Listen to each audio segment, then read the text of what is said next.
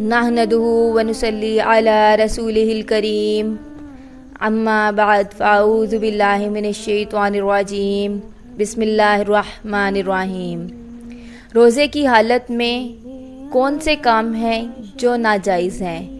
غیبت کرنا، گالی دینا، جھوٹ بولنا اور لڑائی جھگڑا کرنا بدرجہ اولا ناجائز کام ہیں۔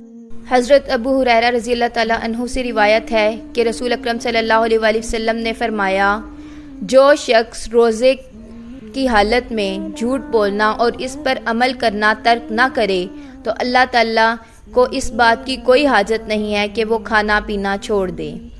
یعنی روزہ صرف حلال کھانے پینے سے بچنے کا نام نہیں ہے، بلکہ روزہ حرام باتوں سے بچنے کا نام بھی ہے، کیونکہ جس طرح کوئی چیز کھانے پینے سے روزے کو نقصان پہنچتا ہے، اسی طرح غلط باتیں کرنے اور خاص طور پر جھوٹ بولنے، لڑائی جھگڑا کرنے سے روزے کو نقصان پہنچتا ہے۔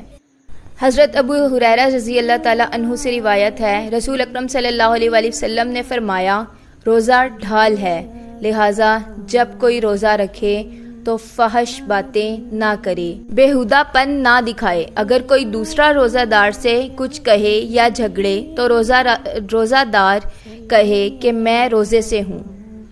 یعنی روزہ خود انسان کو بری چیزوں سے اور برے اعمال سے بچاتا ہے۔ حضرت ابو ہریرہ رضی اللہ تعالیٰ عنہ سے روایت ہے، رسول اکرم صلی اللہ علیہ وآلہ وسلم نے فرمایا، روزہ ڈھال ہے، لہٰذا جب کوئی روزہ رکھے تو فحش باتیں نہ کرے، بےہودہ پن نہ دکھائے۔ اگر کوئی دوسرا روزہ دار سے کچھ کہے یا جھگڑے تو روزہ دار کہہ دے کہ میں روزے سے ہوں۔ یعنی روزہ بذات خود انسان کو برائیوں سے بچاتا ہے، اس لیے ہمیں بھی کوشش کرنی چاہیے کہ ہم برائیوں سے بچیں، جھوٹ سے بچیں، گالی سے بچیں اور لڑائی جھگڑے سے بچیں۔